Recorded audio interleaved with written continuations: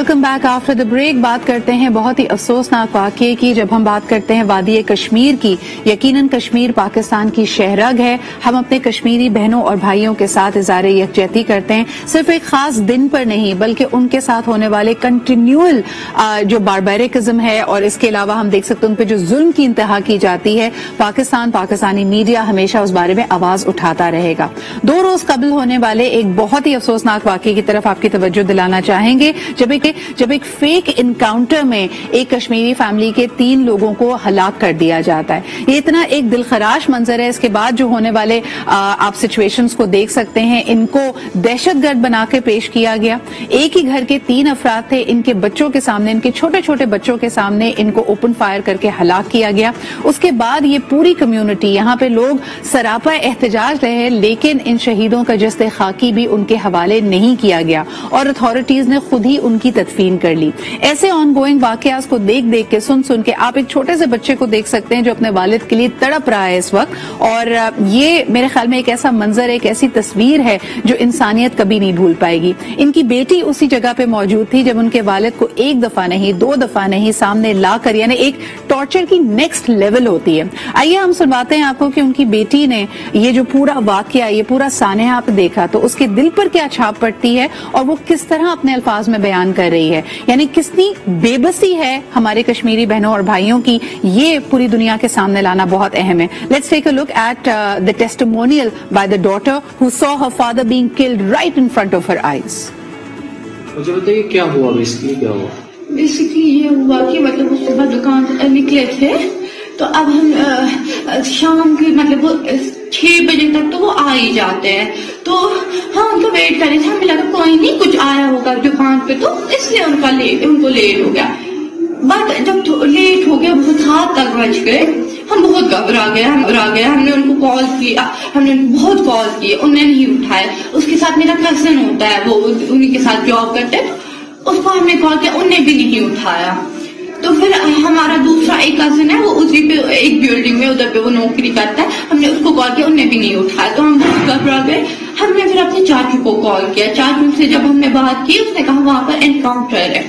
हमें उसी टाइम, मैंने बहुत रोया उस टाइम पे, मुझे I don't know why but मैंने बहुत रोया। उसके बाद जब हमने बहुत कॉल किए तो हमने बहुत लोगों से मतलब जानने की कोशिश की कहाँ है कैसे, लेकिन हमें आप देख रहे थे ये जो पूरा क्लिप, इसको सोशल मीडिया पे जाके देखेंगे। Probably it's a little too much to watch first thing in the morning, लेकिन आपको बताएं कि ये जाके बयान करती है कि जब पूछा गया कि मेरे वालिद को और हमारे घर वालों को क्यों मारा, क्यों कत्ल किया, तो जो चीज सबसे ज्यादा तकलीफ दे, उसने कहा कि वो जो सिक्योरिटी एहलकार थे वो तंजिया मुस्कुराए, उन्होंने कहकहा लगाया, उन्होंने हंसा। और ये एहसास बच्चे को दोबारा दिलाता है कि वो किस कदर बेबस है। आपको बताते चलें कि इस वक्त हैदरपुरा कश्मीर में इसके हवाले से प्रोटेस्ट हो रही हैं। तमाम प्रोटेस्ट रायगा रही क्योंकि अथॉरिटीज ने इन शहीदों का जस्ते खाकी भी इनके हवाले नहीं किया, खुद ही इनकी तदफीन की। उनको लगता था कि अगर उनको हैंड ओवर की गई बॉडीज तो यकीनन ये और स्पार्क करेगा उनके एंगर को। लेकिन फिर उससे भी ज्यादा तकलीफ दे बात हम आपके जो हेडलाइंस हैं इस वक्त की, अगर आप पूरे के पूरे उनकी न्यूज़पेपर्स की हेडलाइन देखते हैं, if I can show you that, आपको नजर आएगा कि किस तरह there is no freedom of press in India. और इस वक्त जो तमाम हेडलाइंस हैं वो मीडिया और मोदी सरकार के ही पर्सपेक्टिव को टो करती हैं। किसी ने ये जानने की कोशिश नहीं की कि इन लोगों पे ये इल्जाम क्यों लगता है। All the headlines carry the news कि ये दहशतगर्द थे, ये कोई मुल्क की के खिलाफ किसी एक्टिविटी में मुलव्वस है और भारत की सिक्योरिटी एजेंसीज ने इनके ऊपर एक्शन लिया। वो हेडलाइंस भी हम आपको दिखाएंगे, लेकिन इस वक्त मेरे साथ मौजूद हैं हामिद खान अल-मशरिकी साहब। उनसे गुफ्तगू करते हैं कि वक्तन फवक्तन ऐसे वाकयात सामने आते रहते हैं हामिद साहब, लेकिन इसके बावजूद अक़वाम आलम और दुनिया भर के लोग इसके ऊपर बात नहीं कर रहे हैं, ये बात दब जाती है। इस पे आप क्या कहेंगे?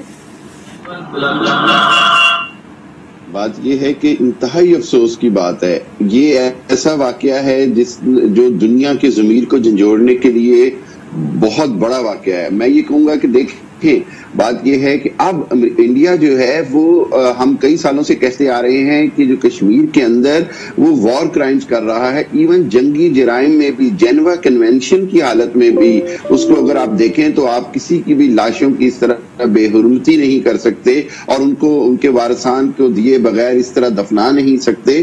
اور یہ تو باربیرکزم کی انتہا ہو رہی ہے انڈین فورسز اور انڈین حکومت کی جانب سے. 10 لاکھ فوجی جو ہیں وہ کشمیر کی وادی کے اندر ہر 7ویں کشمیری کے سر پر گن لے کر بندوق لے کر کھڑا ہے. اس کے بعد پولیس کے جو اہلکار ہیں, جو سیکیورٹی اداروں کے اہلکار ہیں, وہ علیحدہ ہیں.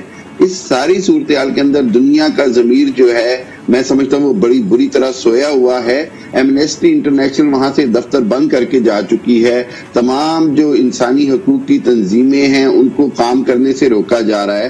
اس کے ساتھ ساتھ میڈیا کے اوپر انتہائی برا بلیک آؤٹ ہے. میڈیا کے اندر کسی طرح کی کوئی خبر آنے کی اجازت نہیں ہے. میں آپ کو بتاؤں, میرے اپنے ذرائع سے میں نے کچھ معلومات حاصل کرنے کی کوشش کی تو انہوں نے کہا کہ اس وقت صورتحال ایسی ہے کہ ہر کشمیر کا بچہ جو ہے وہ آزادی کے لیے اب اپنی جان دینے کو تیار ہے. اور اس بات کو اب انڈین گورنمنٹ اور مودی سرکار کو سمجھنا پڑے گا کہ بات اب 70 سال میں اس جگہ آ گئی ہے جہاں آزادی کے سوا کوئی حل نہیں ہے. حامد صاحب, ایک سوال آپ سے کرنا چاہوں گی. کچھ روز قبل ہم نے دیکھا کہ چین اور پاکستان نے تو اس میں شرکت نہیں کی, لیکن بھارت نے ایک بہت بڑا راؤنڈ ٹیبل, ایک بہت بڑا ڈائیلاگ فورم ہوسٹ کیا جس کے اندر وہ افغانستان میں پنپتے ہوئے ہیومینیٹیرین کرائسس کے بارے میں لوگوں کو متوجہ کرنا چاہتے ہیں. ریجنل پاورز کی نہ صرف توجہ دلانا چاہتے ہیں بلکہ کہنا چاہتے ہیں کہ کیا رول ہوگا. کیا کوئی مورل گراؤنڈ بھارت کے پاس موجود ہے جب اس کی اپنی سرزمین پہ, جب وادی کشمیر میں ہم دیکھتے ہیں کہ اس طرح کے مظالم ڈھائے جا رہے ہیں, کہ وہ افغانستان کی ہیومینیٹیرین کرائسس کی طرف بات کرے اور ایک طرح سے اس کے اوپر زور ڈالے؟ دیکھیں, یہ اردو میں تو اس کے لیے میں کہوں گا کہ الٹا چور کوتوال کو ڈانٹے جو ہے وہ سب سے سادی مثال ہے. اور یہ جو انہوں نے کانفرنس کی تھی, یہ اس کانفرنس کو پاکستان میں جو بہترین کانفرنس ہوئی, چائنا, ترکی, امریکہ, افغانستان, جو اصل میں اس معاملے کے جو اسٹیک ہولڈرز ہیں اس نے سیبوٹاج کرنے کے لیے کوشش کی, لیکن اب وہ بری طرح ناکام ہوئی. دنیا کے کسی میڈیا نے اس کانفرنس کو کوئی توجہ نہیں دی. لیکن آپ کی بات بالکل ٹھیک ہے کہ بھارت کے پاس تو کوئی مورل گراؤنڈ نہیں ہے, کوئی ایتھیکل گراؤنڈ نہیں رہ جاتی. اور اس کشمیر خالی میں نہیں ہو رہا. آپ کو پتا ہے پچھلے 4 جمعوں سے دہلی اور گروگرام کے اندر مسلمانوں کو باہر جمعہ پڑھنے کی اجازت نہیں دی جا رہی, جس کے نتیجے میں BBC کی رپورٹ آئی ہے کہ جو سکھ گردوارے ہیں انہوں نے کل اعلان کیا ہے کہ جی ہم مسلمانوں کے لیے اپنے جمعے کے دن کے لیے گردوارے جو ہیں وہ مسجدوں میں تبدیل کر دیں گے. اور یہ ایک بہت بڑا انیشیٹو ہے. اور میں یہ کہوں گا کہ اس کا مقصد یہ ہوا کہ اب اقلیتیں جو ہیں ان کے لیے بڑا ضروری ہو گیا کہ وہ اکٹھی ہو جائیں. بلکہ حامد صاحب, آپ کی بات کو سیکنڈ کرتے ہوئے Pakistan is again leading by example. آپ کو بتاتے چلیں کہ پاکستان اور بھارت کا ایک دفعہ پھر